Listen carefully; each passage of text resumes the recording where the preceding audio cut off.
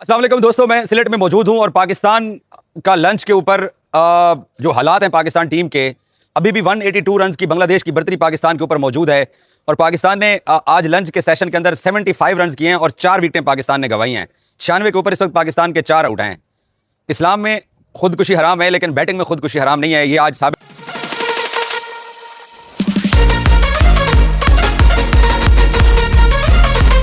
में खिलाना चाहता था तो शान मसूद को ड्रॉप करते, वो डिजर्व करता है ड्रॉप होना पाकिस्तान की टेस्ट टीम से।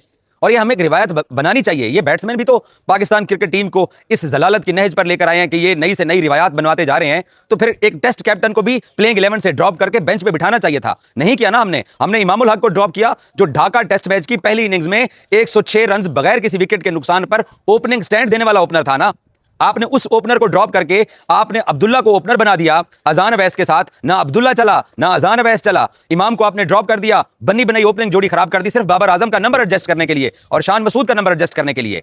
तो आपका ये वाला फैसला भी गलत साबित हुआ। इमाम को ड्रॉप करना भी आपको महंगा पड़ा, अब्दुल्ला को 1 डाउन की पोजीशन से हटा के उसको ओपनर खिलाना भी आपको महंगा पड़ा, शान मसूद को नंबर 4 से नंबर 3 पे खिलाने का भी आपको फैसला महंगा पड़ा। नंबर 4 के ऊपर बाबर खेल रहे हैं।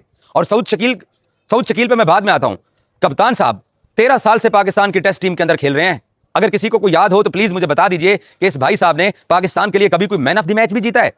मैन ऑफ द मैच हासिल करने का मतलब यह होता है कि आप अपनी कौम के लिए कोई मैच जीतते हो, तभी आपको मैन ऑफ द मैच दिया जाता है। मुझे नहीं लगता कि इस भाई के क्रेडिट के ऊपर कोई एक मैन ऑफ द मैच होगा। अगर है तो कोई प्लीज मुझे बता दीजिए।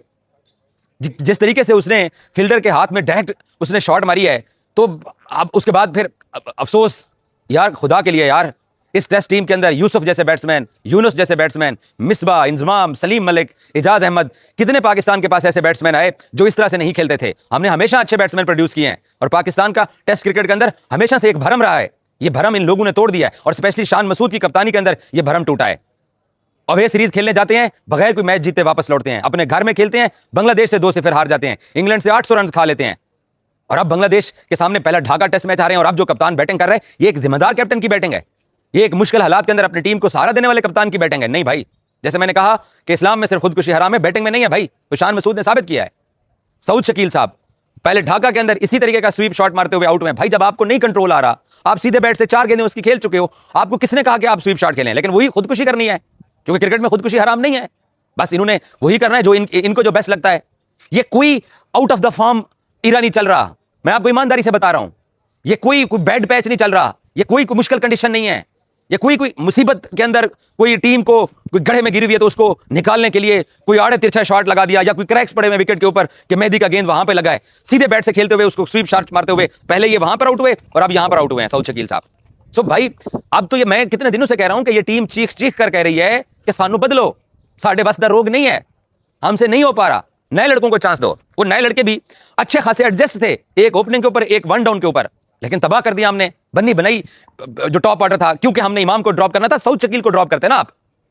अब आगा साहब के हाथ में जो बैट है, दूसरे बाबर साहब हैं, आपके पास एक जोड़ी ये खड़ी हुई है और एक रिजवान साहब बैठे हुए हैं जिनको एज लगे तो आवाज नहीं आती। विकेट के ऊपर स्पिनर गेंद करवा रहा होता है तो रिव्यू के लिए कप्तान जब मशवरा मांगता है तो चुप खड़े रहते हैं। उनकी बारियां पीछे से 182 रन की अभी भी बांग्लादेश की बढ़तरी बरकरार है। ये 182 रन पाकिस्तान को पूरे करने में ना बड़ा टाइम लगना है भाई। मुझे डर लग रहा है कि कहीं बांग्लादेश 50 रन की लीड ना ले जाए। 50 रन की वो लीड ले गए, उन्होंने अगली इनिंग्स के अंदर फिर वही 150-200 करके पाकिस्तान को 250 पौने 300 रन का टारगेट देना है और हम फिर इसी तरीके से खुदकुशियां करते जाएंगे, क्योंकि खुदकुशी क्रिकेट में तो हराम ही नहीं है, वो तो इस्लाम में हराम है। यही कुछ कर रही है हमारी टीम। सो पाकिस्तान क्रिकेट बोर्ड बिल्कुल अपनी जगह पे सच्चा है। मैं पाकिस्तान क्रिकेट बोर्ड को बिल्कुल सपोर्ट करता हूं कि उन्होंने इन लोगों की सेंट्रल कॉन्ट्रैक्ट की एक कैटेगरी खत्म की। हम इस वक्त दुनिया के अंदर आईसीसी का वाहिद फुल मेंबर बोर्ड है जिसके सेंट्रल कॉन्ट्रैक्ट की एक कैटेगरी नहीं है। क्रिकेट बोर्ड ने इनको एक मैसेज देने के लिए अपने सेंट्रल कॉन्ट्रैक्ट से एक कैटेगरी खत्म की थी, क्योंकि ये एक क्लास की क्रिकेट ही नहीं खेलते। ये एक क्लास की परफॉर्मेंसेस देते, इनकी एक क्लास की परफॉर्मेंसेस होती तो Pakistan cricket board central contract में एक कैटेगरी रखता। क्रिकेट बोर्ड को भी पता है कि ये एक क्लास के प्लेयर ही नहीं है, ये बी क्लास के प्लेयर हैं, इसलिए क्रिकेट बोर्ड ने इनकी लास्ट ईयर सेंट्रल कॉन्ट्रैक्ट से एक कैटेगरी खत्म कर दी थी। अब दोबारा सेंट्रल कॉन्ट्रैक्ट नया सर पे आ चुका है। बहुत सौ का व्हाइट बॉल क्रिकेट के अंदर जो शहजादे वर्ल्ड कप के अंदर कुछ नहीं कर सके हैं, एशिया कप में कुछ नहीं कर सके हैं, उनका सेंट्रल कॉन्ट्रैक्ट बिल्कुल खत्म होगा। और इनमें से भी बहुत सारे जिनको पाकिस्तान क्रिकेट बोर्ड ने यह जरूरी समझा कि ये एक कैटेगरी के बंदे ही नहीं है, उनको बी कैटेगरी में डाला। अब मेरा दिल चाहता है कि इनको सी में डालें, ये बी कैटेगरी भी डिजर्व नहीं करते हैं। अगर देनी है बी कैटेगरी तो नौजवान प्लेयर्स को दीजिए जिनके अंदर थोड़ा सा उनके अंदर थ्रिल है इस मुल्क को कुछ सर्व करने का। भाई ये कुछ नहीं कर पा रहे हैं, इनको बदलना पड़ेगा। और पाकिस्तान क्रिकेट बोर्ड अगर अब इनको निकाल दे, इनकी कप्तानियां छीन ले, इनको घर बिठा दे, तो फिर वो हमारे 2-4 एक्स क्रिकेटर्स हैं जो कि यूट्यूब पे बैठे हुए हैं, जिन्होंने व्यूवरशिप लेनी है, उन्हें रोना धोना डाल देना है। उनको ये नजर नहीं आ रहा कि ये क्या कर रहे हैं मैदान के अंदर। इसी विकेट के ऊपर बांग्लादेश वाले बैटिंग करते हैं, कैसे लिटन दास ने सेंचुरी स्कोर की है या कैसे उन्होंने ढाका में क्रिकेट खेली है। तो क्रिकेट बोर्ड अच्छा करता है, ना मीडिया के प्रेशर में आता है, ना ही किसी की बातों में आता है। इनके ऊपर अब छुरी चलनी ही चाहिए। इनका ए कैटेगरी का जो कॉन्ट्रैक्ट है वो है ही नहीं है, ये बी क्लास के ये प्लेयर हैं, इनको अब सी क्लास के अंदर डालना चाहिए अगर कोई 2-4 को आगे कंटिन्यू भी कराना है। लेकिन नहीं भाई, ये इनसे नहीं हो पाना। और मैं कितने दिनों से कह रहा हूं कि ये टीम खुद कह रही है कि भाई सानू बदलो, हम कुछ नहीं करने वाले। तो अब इनको बदलने का टाइम आ चुका है और अब बोर्ड वैसे ही बदल दे इनको। बोर्ड इनको झलक दिखा चुका है ऑलरेडी, सेंट्रल कॉन्ट्रैक्ट में भी कुछ को मुख्तलिफ मौकों पर ड्रॉप करके। सऊद शकील मुझे बताएं, कहते हैं जी पाकिस्तान में स्पिन का सबसे अच्छा बैट्समैन है। क्यों सऊद शकील पाकिस्तान की वनडे टीम के अंदर नहीं खेलता? क्या मेरी वजह से नहीं खेलता?